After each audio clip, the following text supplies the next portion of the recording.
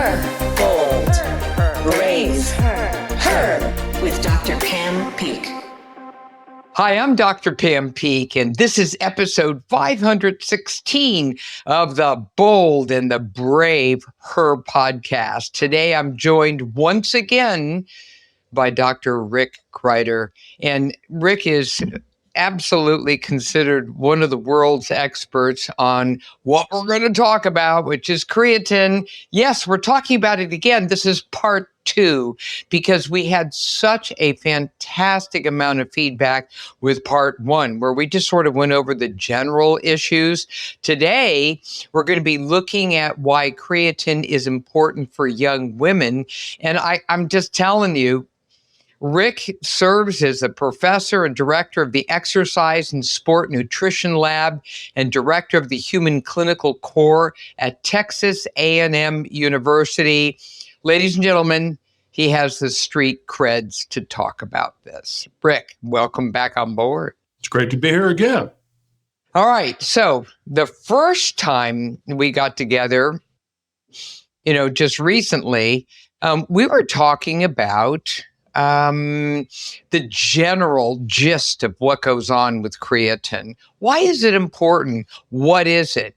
And if you can, before we launch into young women of the menstruating period of their life, so that also includes pregnancy, if you could just give us a quick little synopsis, what is creatine, right? And why is it important to health in general? Sure. So what's creatine? Creatine is a amino acid derived compound, part of protein basically, that is in every cell. And it's important in every cell because it binds with phosphate to serve as a high energy source for the cell. So when you do intense exercise or your cell needs energy, it uses this phosphocreatine for energy to maintain cellular metabolism. And so why is that important? It's almost like carbohydrate loading. You add extra carbohydrate in the muscle, then you have more energy to last longer. Well, creatine's like that, except for high intensity sprinting exercise. So when you sprint, you use your energy and you need that creatine, phosphocreatine, to keep it going. So you can sprint longer and farther and recover faster. And then under metabolic conditions, like disease, you need extra energy, and that creatine phosphate is extremely important to maintain cell function when there's not a lot of oxygen around, like with a heart attack or stroke or something like that. So you need creatine in the cell for energy. And so why is this important? Well, we know that as you age, you need more creatine. Creatine becomes an important role, especially when you're doing intense exercise and when you have certain types of diseases where creatine can play a really critical role in maintaining cell metabolism during that condition. What I'm hearing is that creatine is necessary for our very survival. So you're running away from something that, wants you for lunch. That is an acute stressor. You are going to be engaging in intense physical activity, crawling up a tree, running like hell, doing whatever you have to do to be able to get away from the predator and so that you can survive. So I see it as a survival nutrient. What do you think? Yes, very important. In fact, it's the base energy system for all of life. You go back to the smallest cell, amoeba, all these type of things that we've kind of developed and been fashioned after. It's the initial energy system for life. And so even for example, in sperm, it's the primary energy allows the sperm to swim. And so it's incredibly important for every cell. The more you have, it seems to help with metabolism, particularly under stressful conditions. I'm sitting here like I was the very first time I had you on for creatine. And I'm like, why didn't we know this before? What had typically taken place, as we are aware, is that guys, mostly guys, who are building muscle, some women as well, more of the bodybuilding type and powerlifting and, just athletic types have used this for forever. But now I'm seeing it creep out into the mainstream. And since we're talking about women per se, oh my, suddenly women, I mean, my phone's like burning off the hook here with questions like, I just heard your podcast. What is this about this? I mean, I take my vitamin D and I do my calcium and I, multivitamin. How come, you've been holding back? Well, the information has been leaking out, and finally we're at a point where it's beginning to go a tad mainstream. You're seeing more and more women's supplements for creatine, which was unheard of before because women always use the guy stuff. But now there's that going on. Which I find fascinating. And then just this morning, because I emailed you with this, the Wall Street Journal had another piece on it. Hey, creatine, should you be using this? It's all the rage and back and forth, and quoting some very good studies. And I was thrilled to see that the studies now include women, which I hadn't really seen before. I saw that they included older people because they were really looking at cognition, because who knew, and nobody really talked about it in a big way outside of research, that it's not just about augmenting muscular performance and lean body mass per se, but it's also you get a benefit in the brain with cognition. Who knew? So I look at it as, kind of muscle and brain, because, this is an anatomical thing that we're talking about as well as function. So that's so cool. I just smiled when I saw that Wall Street Journal article saying, and now you're telling me that you were quoted in an upcoming New York Times piece. It's going to be looking at creatine as well. So guess what? We're timely. We're right on top of it. We're rocking it. So if it's about women, let's talk women. Let's first really get into younger women. So why is creatine important for just a non-pregnant young woman who is, obviously menstruating? Why is this important? Well, to kind of come off what you were talking about here is that, we thought it was just for muscle building and performance. And as you start doing those studies, you start finding there's many more applications based on the role of creatine in the muscle and in metabolism and shuttling energy in and out of the cell and around the cell for use. And so when you start looking at it, we did studies initially in men, and then we had men and women, and we typically saw women saw benefit on performance. But then you start looking at the unique physiology of women and the nutritional demands, particularly in active and stressed women. You realize that creatine may have a particular role for women as they develop throughout the lifespan, and it actually even starts during pregnancy. In pregnancy, as the baby is developing, it takes creatine from the blood of the mother and therefore uses it for neural development and muscle development. And so there's actually a greater dietary need, especially in the third trimester pregnancy in women, where the body needs more creatine to meet the needs and develop and grow with the baby. And then we look at maturation. The infant on through adolescence has greater needs for developing muscle and nerve and growth and neural development and cognition.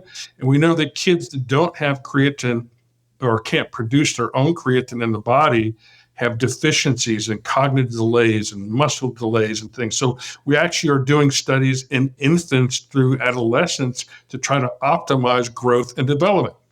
And so when you look at specific for women, we now know that girls and boys who don't have enough creatine in their diet as they grow into adolescence have slower growth. We know that girls, as they start going through menstruation and start having puberty, have more difficulty through that transition if they don't have enough creatine in their diet. And then you look at the unique nutrient timing factors of women around exercise and training. Before menstruation, during menstruation, after, there's greater protein needs, there's greater carbohydrate needs, and you need energy for all that so that you can develop and grow and respond after your period, et cetera, and have healthy development. And so we now know that the girls who don't have creatine in their diet don't have more menstrual cycle abnormalities than people who have a higher creatine in their diet. Then you go on to aging older. As you older, you lose muscle mass. Women, particularly after menopause, typically gain fat. They lose muscle. They lose strength. They have problems with bone. And so we now know that creatine can help with that stage of life as well. Then you add the elderly and cognition. Now you have something that can help the brain, bone, muscle as we age. So it goes to the lifespan of women around their nutritional needs and their developmental needs. It's a mind blower. It's so important, especially during pregnancy. And I've looked at a number of animal studies that appear to be quite promising and compelling as it related to neonatal neurologic development enhanced by higher levels of creatine. But what about in humans? Do we have enough human data to really start having a conversation about pregnancy, say, for instance? I think there's enough to have the conversation about making sure you at least have quality creatine in their diet and at least that 3 to 5 grams. And where are we getting that? Well, it's usually from meat and fish. And if you're not a person who eats a lot of meat and fish, then a supplement of, half a teaspoon to a teaspoon a day, it's about 5 grams. It'd be plenty of creatine for those needs. I think we're already at that point. Now, they are doing studies in infants and toddlers and in third trimester out of Australia that are being done. Stacey Elderly's group down there and others. And they've actually been monitoring what happens when women have low creatine versus higher creatine as they go through that third trimester and as they go through birth, et cetera. And they're finding there seems to be some very positive effects of making sure you have enough creatine in your diet. Now, whether that becomes a recommendation like folate is for women, I think that's going to take some time, but we're moving toward that direction where it's wise to make sure you have plenty of creatine in your diet at least. What about blood levels? So what happens when you consume creatine, it takes about 4 to 5 hours for that level of creatine to go up in your blood. It peaks in about an hour and it stays up for about 4 hours. And then that's when the tissues will extract it or go through transporters and gets into the tissue and store. So in women, typically once you have a meal that has some creatine in it, it goes up a little bit and it comes back down. And same thing with supplement. It goes up and it comes down. So what happens with women when they're pregnant is there's less creatine in the blood because the baby's absorbing so much for the development of the fetus. And so the mother has low creatine in the blood, reflecting the greater use of the baby. And therefore, they need to have a little bit more creatine in their diet just to be able to provide the nutrients that the baby needs for development. It seems to me that a very good recommendation would be to supplement. And when I was also mentioning blood, I'm thinking, what about blood levels? What about checking blood levels? How does that work when you're looking at a woman? Let's just say she's just menstruating. She's not pregnant or whatever. And she's also kind of vegetarian. And so she's not getting the meat and the rest of it. So we know that people who are vegetarian have lower creatine in the blood and muscle and tissue in the brain.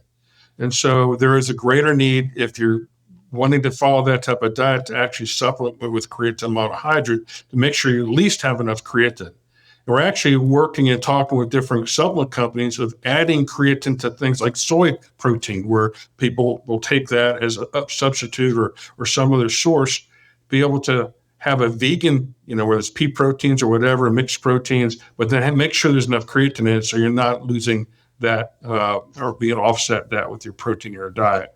And so that's a minimum. And so the other thing I would say with pregnancy is when you have natural childbirth, it's muscle contraction, it's relaxation. It is like doing a high intensity workout and relax over many hours in some cases, right? And so allowing the body to recover faster from muscle contractions also can help with labor and delivery.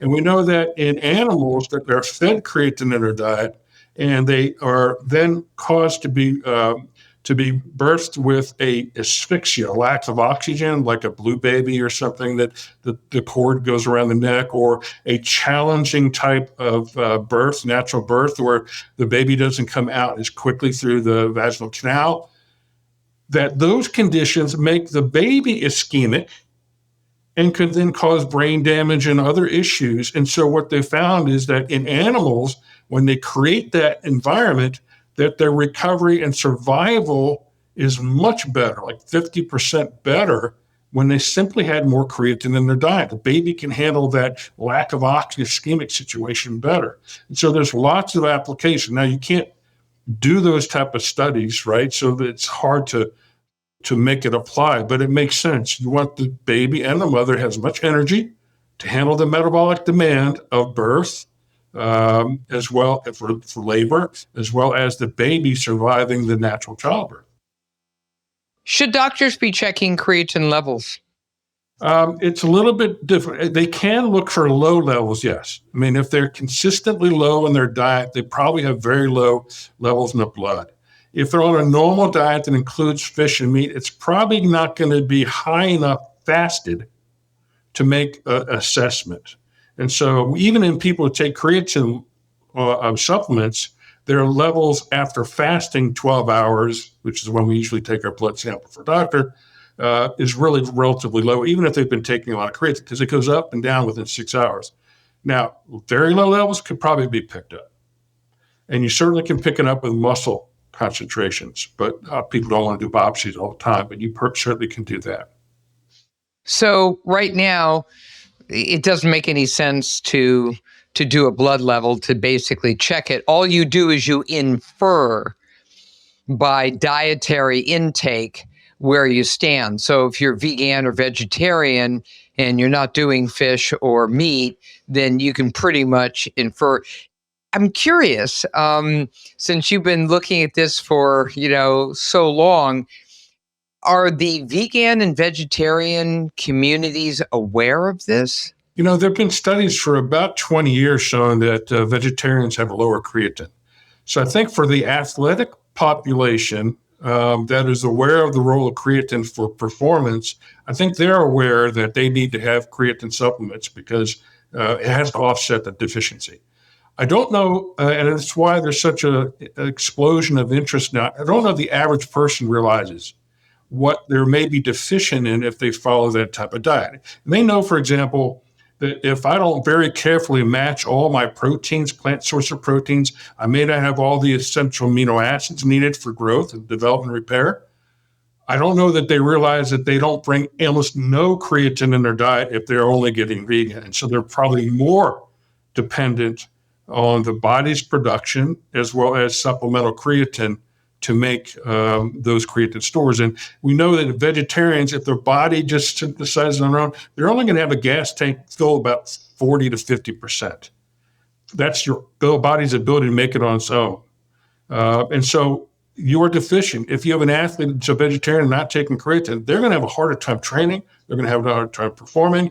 And then if you consider all the medical diseases in which creatine plays a role, if you have somebody with diabetes and other things, and they're trying to train and they're trying to help with insulin sensitivity, that lack of creatine can make a big difference. And that's what the studies are showing. So basically, you're saying this is also condition dependent by medical issues like type 2 diabetes, which of course is unfortunately fairly ubiquitous today. I actually call it diabesity because a little hard to see the type 2. I mean, it does exist without some obesity as well, one way or the other. So Very interesting. So when we get back, I want to talk to you about athletes who are vegetarian and vegan at the Olympic level. How do they do that? The Her podcast is sponsored by Solaray Vitamins, Minerals, and Herbs, all rooted in nature. In addition to women's multivitamins, Solaray, Solaray, is presenting the new Her Life Stages products, providing support for the menstrual years, including PMS, perimenopause, menopause, and postmenopause, and even libido. This integrative holistic approach has a woman's back throughout her entire life journey. To learn more about Her Life Stages, you've got options. You can run on over to your local health food store or check it out at Whole Foods, Sprouts, Amazon, or scroll over to solaray.com and use promo code HER20 for 20% off your purchase. Women, Solaray's got your back. And now we're back. All right. So I was asking you about Olympians. I remember there were a couple swimmers who are big time vegetarians and, they're winning medals and they're out there kind of rocking it.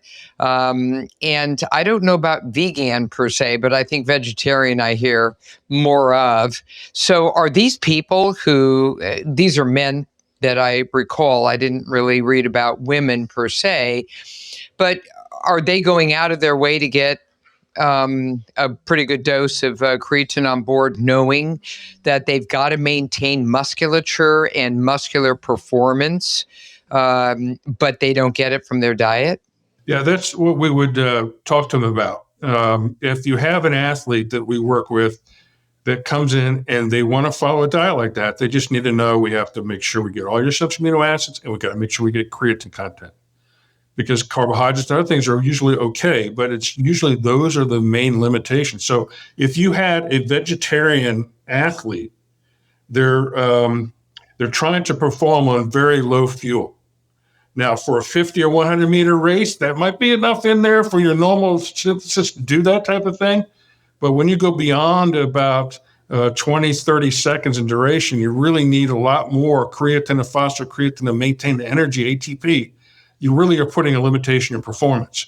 And so we would sit down and say, okay, we don't want to change your philosophy, but you need to know this is how you're going to have to really take care of this. And I don't see how you can really perform well if you're not taking at least creatine supplements, if you're doing high intensity exercise. Now, if you're a long distance runner, an ultra runner, and you're really not doing very intense levels of exercise, you're depending more on fat as the fuel, you may not need to do that, but almost every endurance athlete has to sprint at some time during the race. The Tour de France, you ride 100 miles, that last 5K is all out sprint to the end to finish. And if you don't have the energy and the muscle at that point, you're not going to perform as well. Well, even in training, when, I was learning marathon training years ago, we did fartleks. And just look that up. That isn't like a GI issue. It's basically just you're running around the track. And then every now and then you time it out yourself. You figure it out, plan it. You run really, really fast.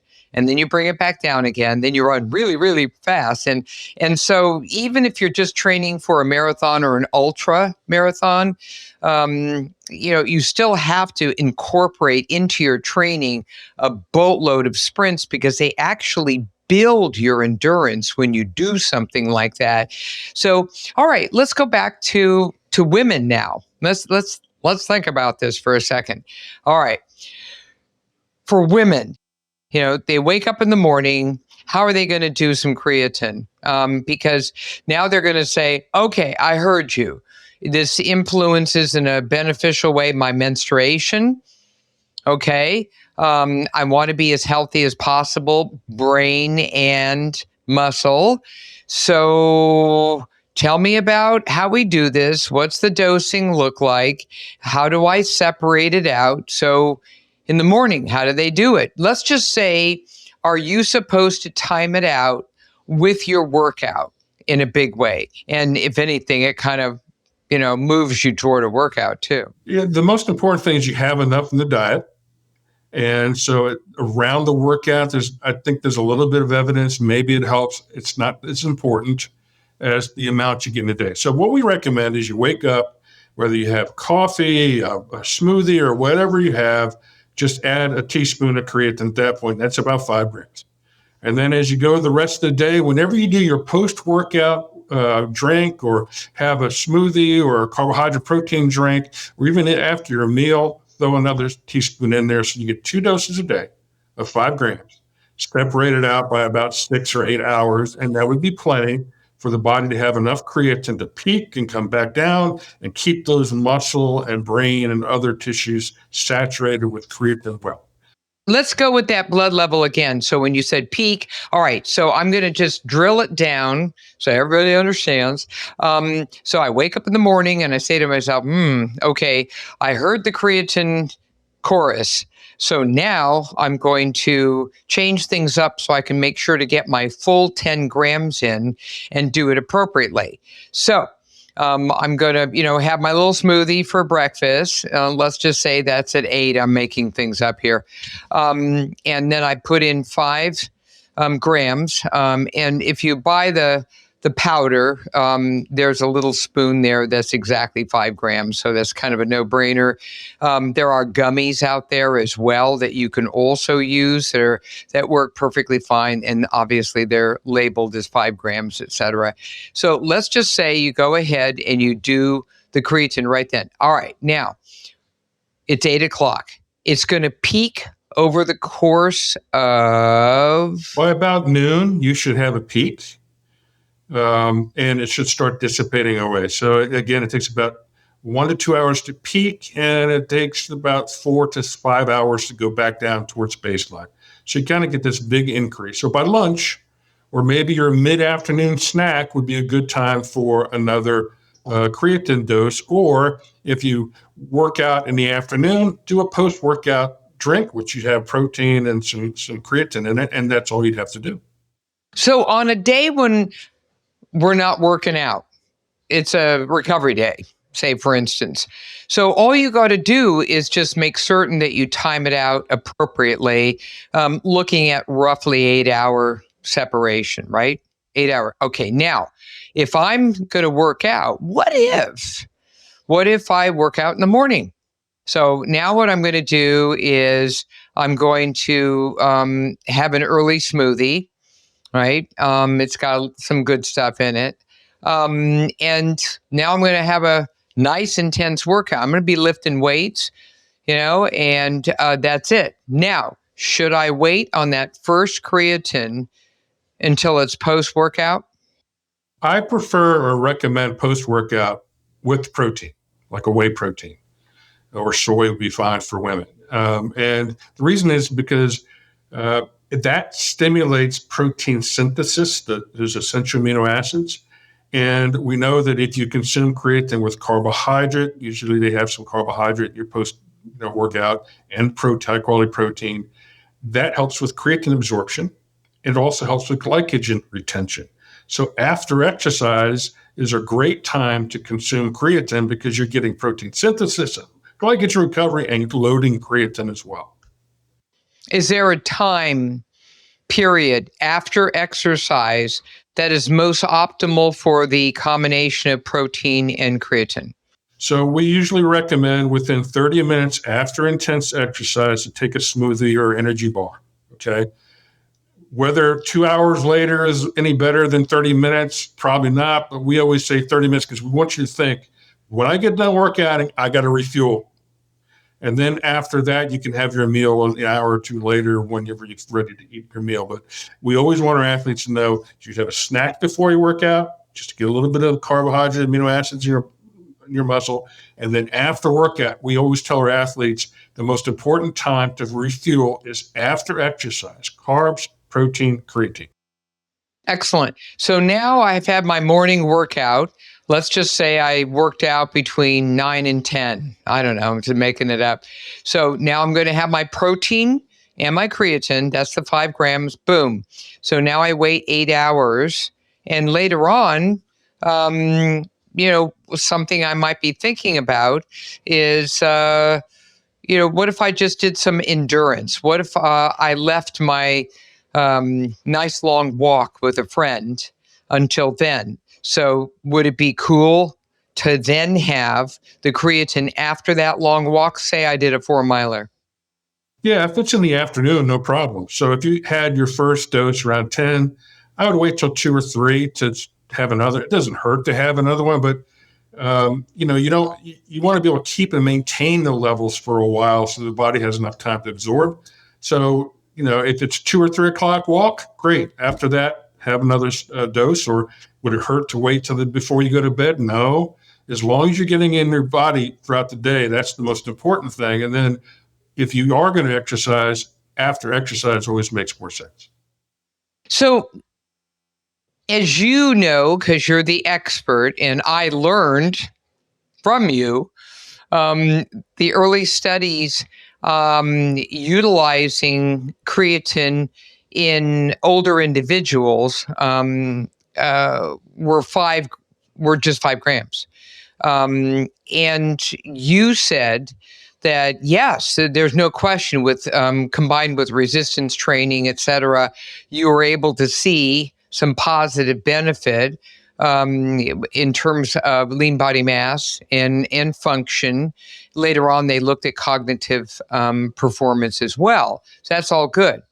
When did it change to be from 5 grams to 10 grams? Why is it important not to be just doing the 5 gram? Because I hear this all the time with women who read something, dear God, please don't go to TikTok. Just do me a huge favor and avoid that place. Where they hear, oh, I did my 5 grams in the morning, I'm so cool for the rest of the day. I'm thinking, no, Dr. Kreider has other thoughts on that. Tell us about why 10 grams is more beneficial than 5. Yeah, it's basically, if you just want muscle benefits, 5 grams a day after loading is plenty. But if you want brain effects, which is the cognitive point, it takes a little bit more creatine per day to help increase creatine in the brain.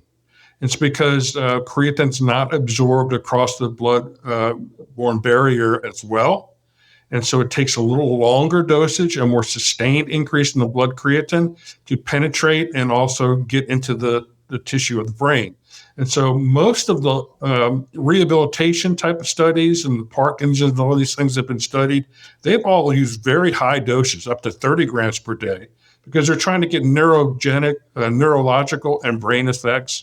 And so the dosage that seems to be the most effective in middle-aged and older folks, 2 5-gram doses a day, 10 total, seems to be enough to help the brain. In fact, that's what we're studying right now in our older studies, that we're looking specifically enhancing brain cognition effects. So you get muscle effects with 5, but brain effects, the added benefits to the tissue, with 10.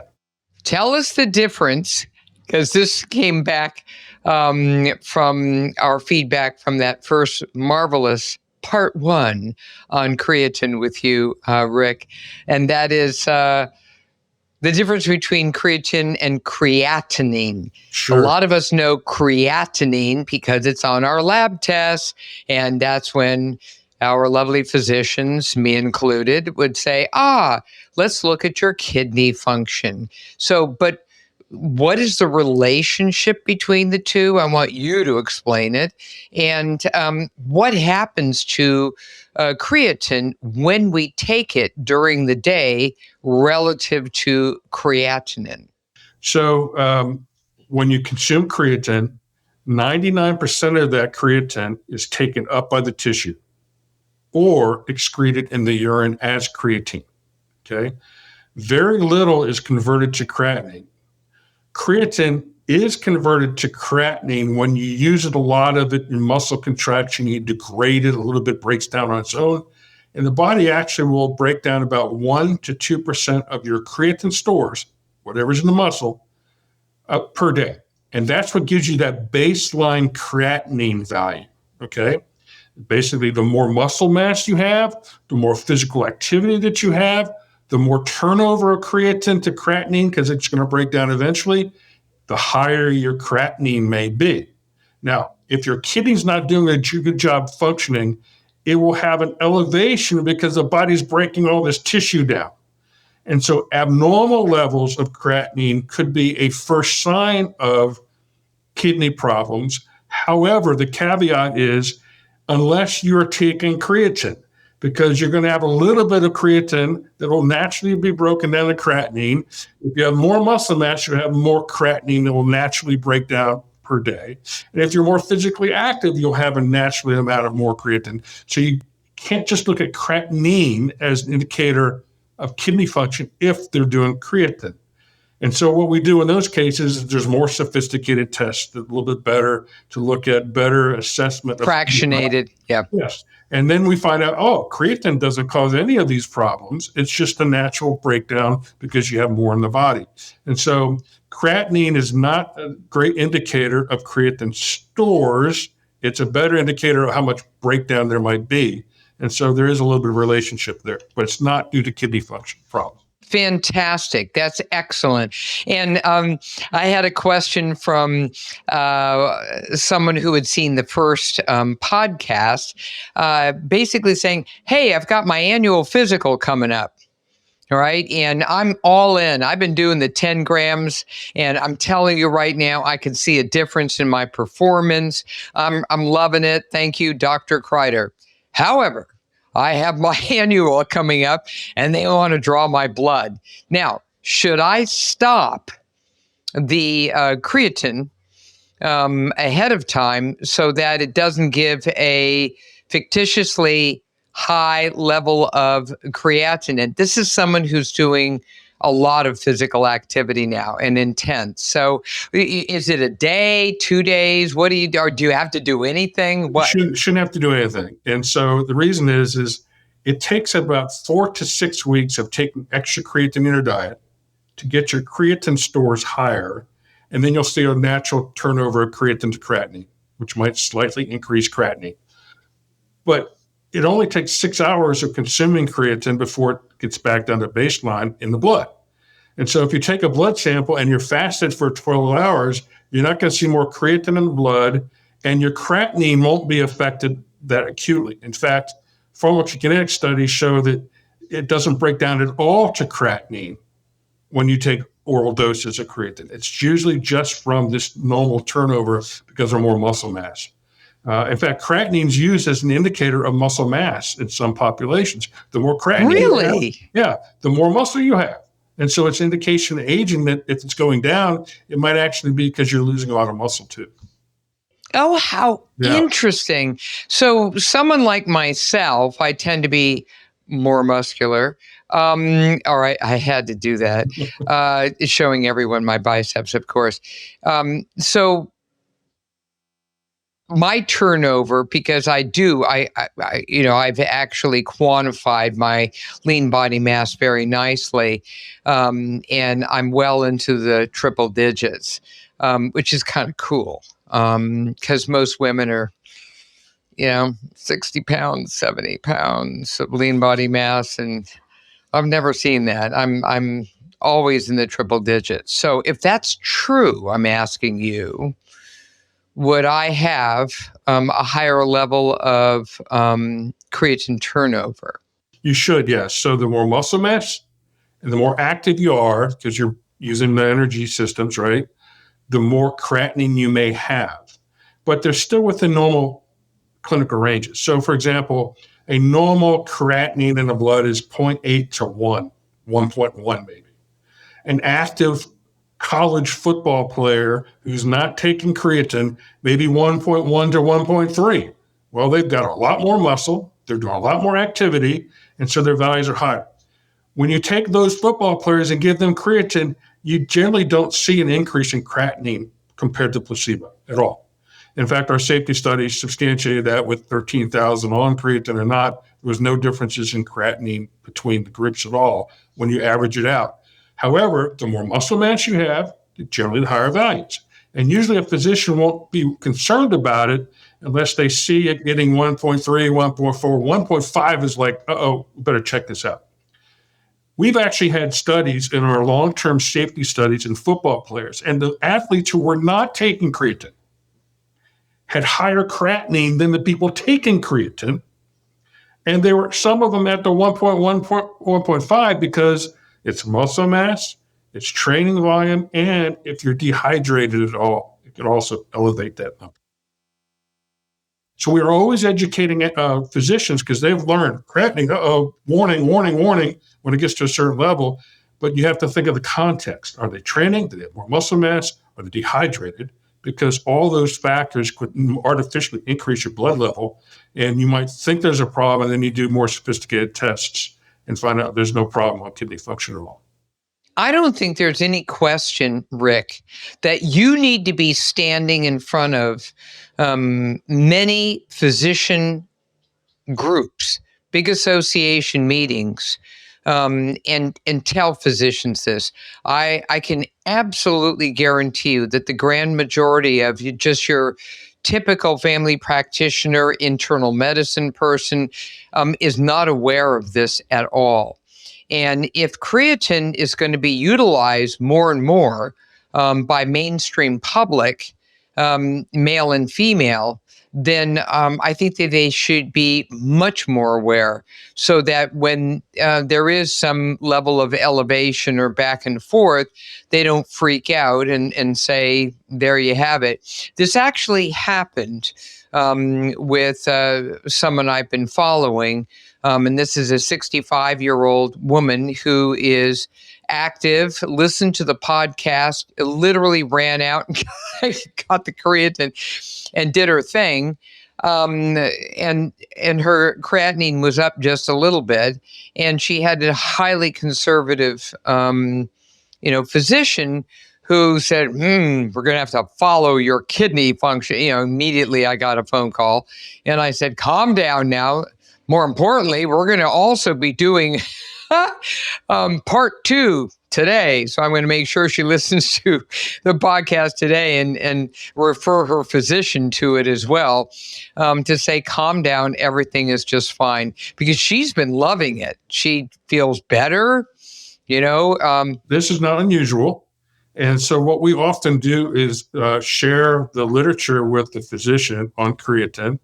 Physicians stand on creatine. We even have a couple papers on common myths, and one section is on renal function. And then I'll blow your mind here. They just did an NHANES study that published a few months ago or so, and they looked at people with higher and lower creatine in their diet by looking at diet analysis in NHANES and comparing how much meat and fish is in the diet, et cetera. And the people with low creatine in their diet had more renal failure and function problems than people with higher creatine in their diet. Completely opposite of the myth.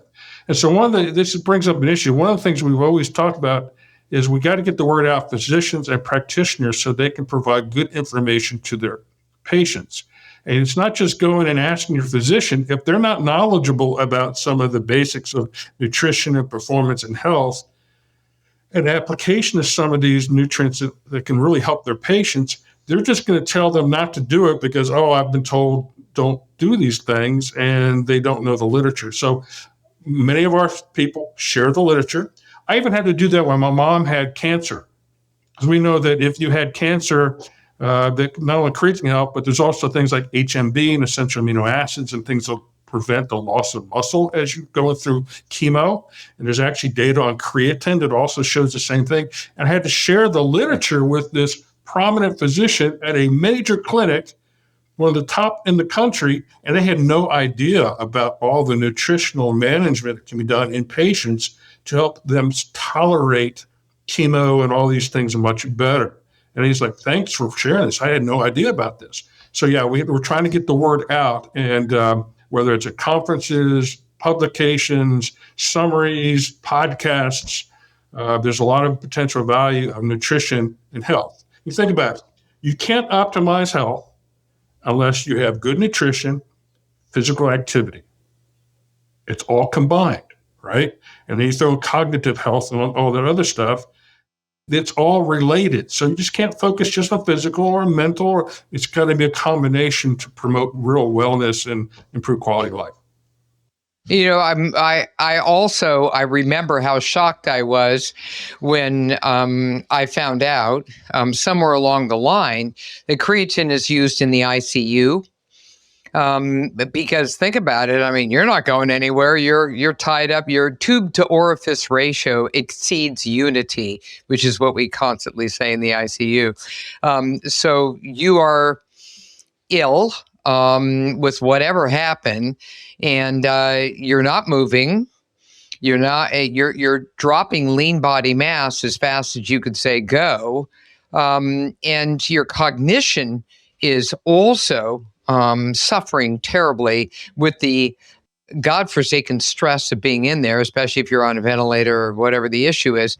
So they are supplemented with creatine, and this goes hand in hand with the total parenteral nutrition and all the good things we give them, these wonderful, precious patients, to keep them alive.